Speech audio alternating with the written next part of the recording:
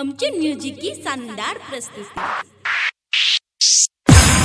क्या क्या बहानायला काटैला घास के छौड़ा का फोन पाबो लाका अपना पास गे देख लियो छौड़ी आई कर दे बोहाला यार संग खेलते रहा मक खेला के यार संग खेलते रहा मक खेला के यार संग खेलते रही मक खेला के क्या क्या बहाना यला काटैला घास गे छौड़ा का फोन पाबोला के अपना पास गे देख लियो छोड़ी आए कर दे बोहाला के यार संग खेलते रही मक खेला के यार संग खेलते रही मक खेला के यार संग खेलते रही। डीजे सोनू कुशवाहा, डीजे सोनू कुशवाहा यार संग खेलते रही।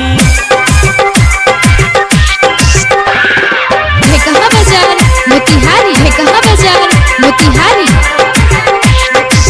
रही अकेला खाइत रही केला रही अकेला खाइत रही केला खाइत रही केला खाइत रही केला रही अकेला खाइत रही केला खाइत रही केला के खाइत रही केला भागली दुनू जे मारलियो ढेला के यार संग खेलत रही मत खेला के यार संग खेलत रही मत खेला के यार संग खेलत रही। डीजे सोनू कुशवाहा, डीजे सोनू कुशवाहा यार संग खेलत रही।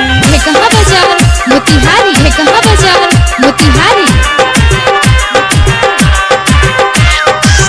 दखलक गौतम शंकर बिहारी गे दखलक गौतम शंकर बिहारी गे शंकर बिहारी गे शंकर बिहारी दखलक गौतम शंकर बिहारी गे शंकर बिहारी गे शंकर बिहारी हलक पूरा गे गौआ मोहल्ला के यार संग खेलत रही मत खेला के यार संग खेलत रही मक खेला के यार संग खेलत रही।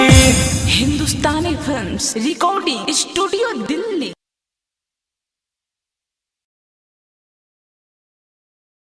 आमचे म्युझिक की शानदार प्रस्तुति।